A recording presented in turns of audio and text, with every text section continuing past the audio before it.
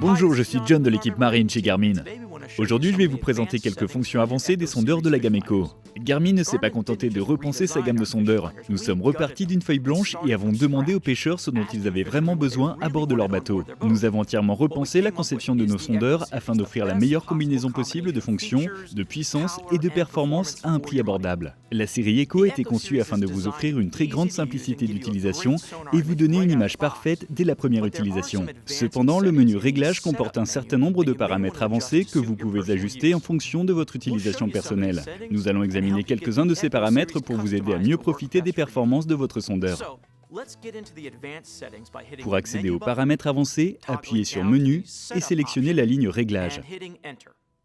La première option de ce menu concerne les alarmes. Vous pouvez en effet configurer l'appareil pour qu'il émette une alarme dans les cas suivants. Au fond, pour être informé lorsque la profondeur devient trop faible. Eau profonde, pour être informé lorsque la colonne d'eau dépasse une certaine profondeur. Batterie, pour être informé lorsque la tension de la batterie chute en dessous de la limite définie. Poisson, pour être informé en cas de présence de poisson dans le faisceau. Température de l'eau, pour être informé si la température de l'eau varie de plus de 2 degrés par rapport à la température que vous avez définie. Et dérive, pour être informé si la variation de profondeur du lieu excède la valeur spécifiée. L'option suivante s'appelle Réglage sondeur. C'est ici que vous pouvez modifier l'apparence de l'image du sondeur. Tout d'abord, vous pouvez faire passer la fréquence de la sonde de 200 kHz à 77 kHz et inversement, bien sûr si votre sondeur est équipé d'une sonde bifaisceau. Rappelez-vous que la fréquence de 200 kHz offre une parfaite résolution en eau peu profonde, tandis que la fréquence de 77 kHz dispose d'un faisceau plus large, idéal pour suivre le fond et rechercher les poissons. Vous pouvez également définir la vitesse de défilement pour afficher plus de détails, en particulier lorsque le bateau se déplace ou lorsque vous pêchez à la traîne. Plus la vitesse de défilement est faible, plus les informations restent longtemps à l'écran. L'option Symbole poisson permet d'afficher de petits symboles poissons représentant des cibles potentielles. Vous pouvez même demander à afficher la profondeur de la cible. L'option Anti-bruit permet de filtrer les signaux. Utilisez cette option avec précaution car elle peut faire disparaître les échos des poissons fourrage ou des thermoclines. L'option Bruit de surface vous permet de vous débarrasser de tous les parasites et turbulences à la surface dus au déplacement du bateau.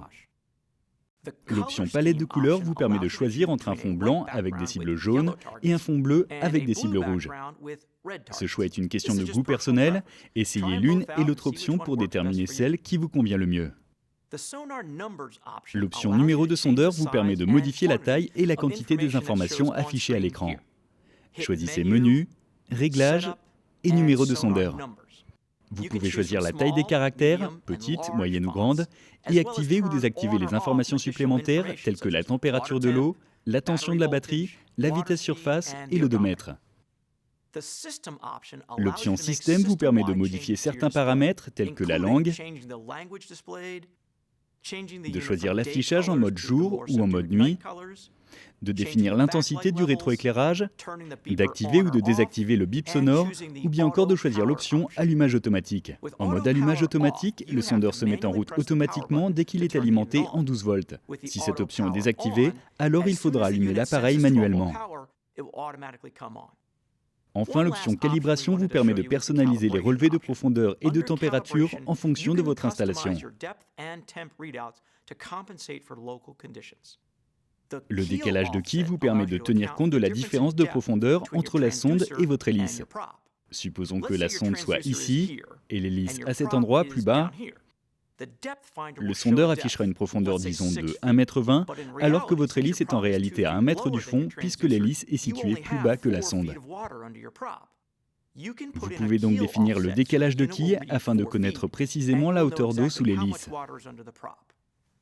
Ce menu vous permet également de corriger manuellement les informations de température d'eau et de vitesse surface s'ils sont connectés. Enfin, il vous permet de réinitialiser l'odomètre si vous l'avez activé. Voilà, maintenant vous savez tout sur les sondeurs de la série Eco. Vous êtes maintenant familiarisé avec chacun des paramètres de votre sondeur. Vous pourrez désormais en personnaliser l'affichage et optimiser ses performances selon vos besoins. Pour toute information complémentaire sur la gamme Eco, visitez notre site internet www.garmin.com/fr ou contactez l'un de nos revendeurs agréés.